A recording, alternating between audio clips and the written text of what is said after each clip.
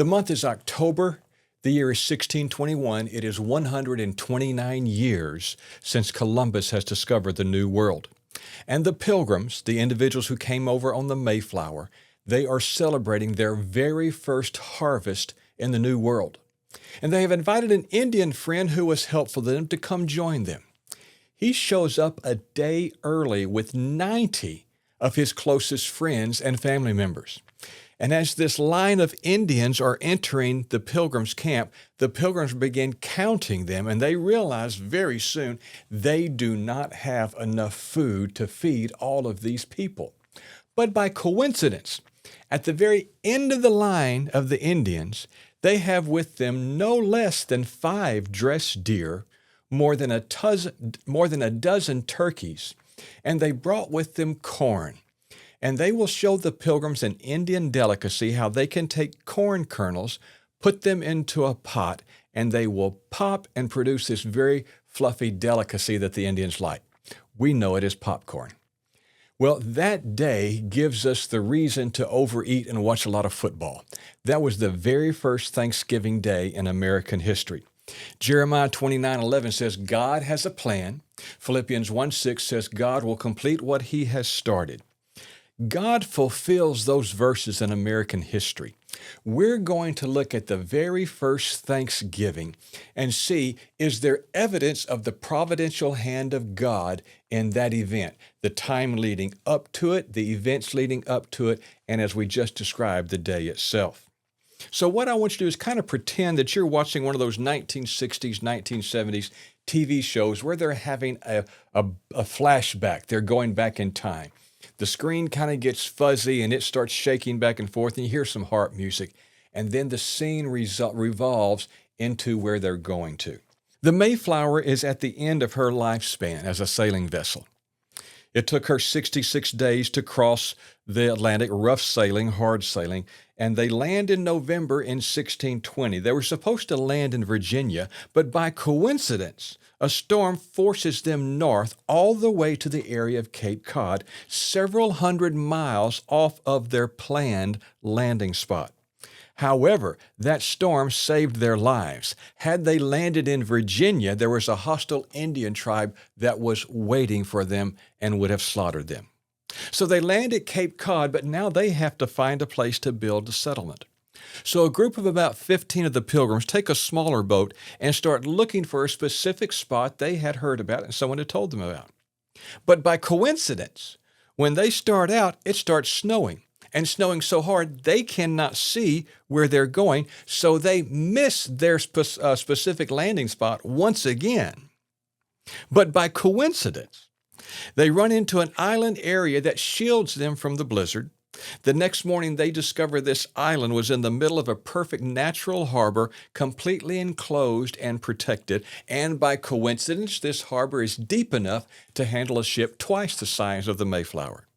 The soil on this island is rich and fertile, has excellent drainage, a perfect position from which to defend their settlement. And by coincidence, there is not one freshwater stream on this island, but there are 4. In one of the Pilgrim's journals, he wrote, "It was the sweetest water any of us had ever tasted. So good that we didn't mind that our supply of beer had run out." I'll just leave that right there. That's the original document of history. That's what the man said. And by coincidence, on a hill there is already 20 acres of ground that has already been cleared and ready for planting, but appears to have been left alone for a couple of years. And by coincidence, they notice off to the side there's a mound of dirt there. They go and dig in that mound and they find corn has been stored there. So now they have food ready to eat the moment they land on this island. They head back to the rest of the Pilgrims and deliver the good news, and they move everyone to this new location, and they begin to build. However, shortly after that, the Pilgrims start dying. 6 in December, 8 in January. By February, they're dying at the rate of 2 a day. At one point, there are only 5 men left who are healthy enough to care for everyone else. Those 5 men make it a point at a set time every day to go stand at a position that is obvious to be seen in case there were any hostile Indians that were looking. They could still give the idea that there were people who were healthy and could defend the camp. In lines with that, they bury their dead at night in unmarked graves. They seem like they are falling like casualties in a battlefield, when in a sense that's exactly what is happening, but it's a spiritual battle. They are locked in a life or death struggle with Satan himself. For you see, this is the first time the light of the gospel had landed in force on this continent. Remember the Mayflower Compact, they said we're going for the advancement of the kingdom. And from this continent, for the next 400 years, America will be the driving force behind the spread of gospel movement and missionaries that go all around the world. Satan didn't know everything was going to happen, but he knew something was in the works. And I believe it was his intent to kill every one of the Pilgrims or drive them back into the sea. Ladies and gentlemen, you will not reach your destiny without some detours. If you're driving down a road and you see a detour sign, you know there's road construction. There's something bad that needs to be repaired, or they are building something new. But it's for your betterment. It is for your safety. And you will not reach your destiny until you learn to take the detours, embrace the detours. So did the Pilgrims embrace their detours? Well, we see in the midst of their hardship, the high point of every week was their Sunday worship. Now, it would be a generation later before we see the plain dress of the Pilgrims.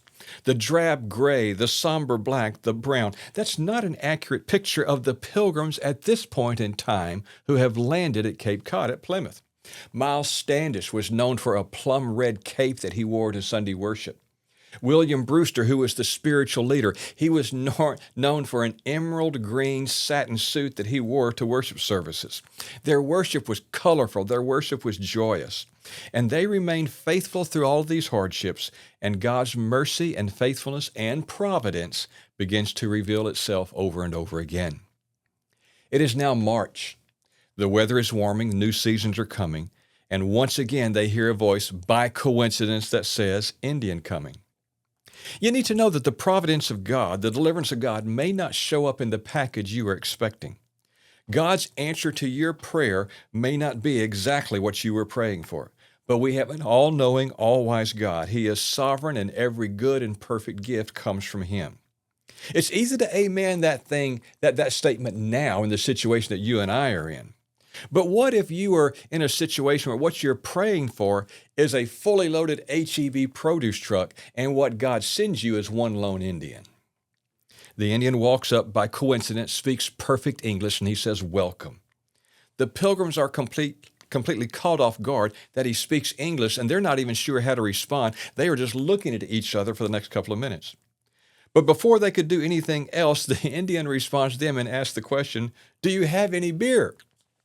They feed him, and he tells them his name is Samoset. He had learned English from the various fishing trips he had taken with English captains who had been coming to the area to fish. He begins to tell them about this area, and all of a sudden, all of these coincidences begin to be revealed as the providence of God. The land they were on once belonged to a large hostile tribe called the Pawtuckets. They had murdered every white man who had ever landed on the shore.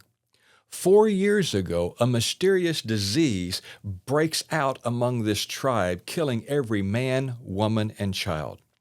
This disease was so devastating that no other tribe in the area dare set foot on this piece of land. So the land that had already been cleared, ready for planting, ready for harvest, belonged to no one, and God, through the means of a winter storm, had led the Pilgrims to the exact same spot by coincidence. Samoset leaves and returns a week later with another Indian. By coincidence, happens to be a Pawtucket, the one lone surviving member of this tribe. Now, how did he survive all of this? Well, in William Bradford's journal, he writes these words about this Indian: a special instrument sent of God for our good beyond our expectation. That Indian's name was Squanto. There will be times when you will look up at heaven and say, God, why aren't you doing anything? God, why have you left me? Why don't I see your hand moving? But in reality, God is working. He's working through a series of coincidences. He's preparing the person who will be a part of the answer you need. You may not see his hand working here, but it's working over there. It would become very clear very shortly that Squanto was a godsend. In 1605, Squanto, by coincidence, was taken captive by the English and brought to England, taught the English language so that the English could learn about the various tribes and where would be a good place to establish their colonies. Squanto spent 9 years in England. He met Captain John Smith, who promised Squanto he would take him back to his people. So in 1614, Squanto was taken back to the Pawtuckets at a place called Plymouth, which by coincidence is the exact same place where our Pilgrims would land in 1620 because a storm had moved them hundreds of miles off course. But by coincidence, Squanto is kidnapped again and taken to North Africa. So by coincidence, Squanto misses the mysterious disease that wipes out his entire tribe. And by coincidence, he is rescued by Christian monks who teach him the Christian faith. By coincidence, he returns to his home at Plymouth 6 months before the Pilgrims arrive, only to learn that he is the only member of his tribe left. He discovers all of them have died from this mysterious disease. He wanders aimlessly through the woods, not knowing what to do, not knowing where to go. His homeland, all of his people, is just not there anymore. And he wanders into the camp of Samoset, by coincidence, the same one who has met our Pilgrims. They take him in, they feed him. And after a day or two, Samoset tells him, there's a group of peaceful people. They're living on your land, but if they don't have somebody help them, they're going to starve to death. They're going to have somebody keep them alive. Squanto now has reason and purpose, and he becomes the instrument of God to keep the Pilgrims alive. And from the base of those Pilgrims at Plymouth Rock, that is the spot from where the gospel will now go forth across the world for the next 400 years. During all of this, the good and the bad, another ship from England has arrived. The captain of that ship begs the Pilgrims to come back with him. Although there's only 4 couples left, 4 couples who still have their spouse alive with them, and some of those 4 have lost children. But the amazing thing is not one of those original Pilgrims gets back on this ship and goes back to England. They all choose to stay right where they are. They have seen the providential hand of God do amazing things, and they realize something special is happening. Did they know that 400 years later, because of what they have planted there at Plymouth, that the gospel would would be carried around the world? They came to advance the kingdom of God, and God stepped in with his providential hand, kept them alive, not through coincidence, not through accidents, not through happenstance, but from miraculous things by the hand of God. And that, ladies and gentlemen, is to me one of the most amazing things in American history. How can anyone look at the things that happened to provide for that first Thanksgiving, how they got there, had it not been for the hand of God?